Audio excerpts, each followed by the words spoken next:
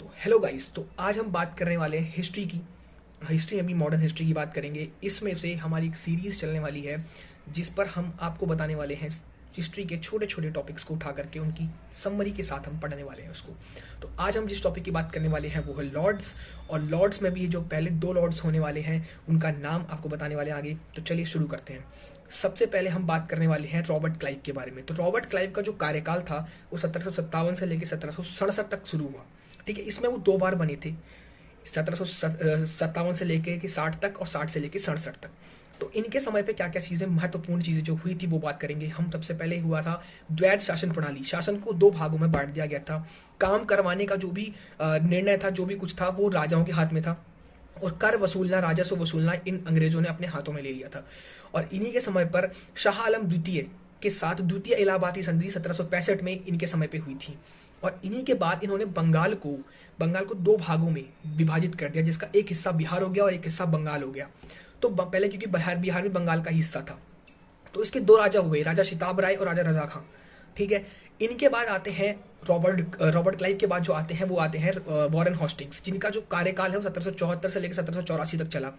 इन्हीं के समय पे सबसे पहले हमारे देश में मनुस्मृति जो हमारी है, मनुस्मृति का अंग्रेजी में अनुवाद हुआ, जिसका नाम क्या उसका नाम था अजेंटू लॉस। ठीक है, इसका नाम था।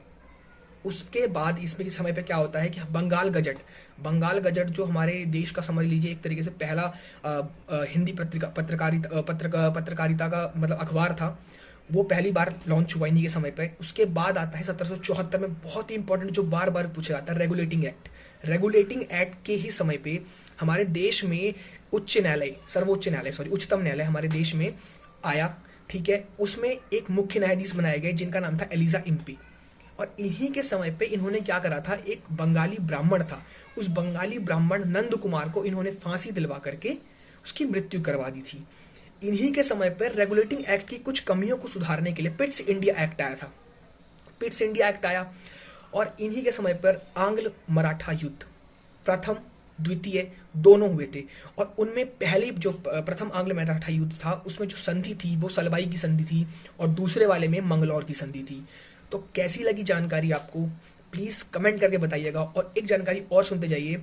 इसी में क्या था कि इन पे ये एक लौते ऐसे लॉर्ड थे जिन पर इम्पीचमेंट, महाभियोग चलाया गया था।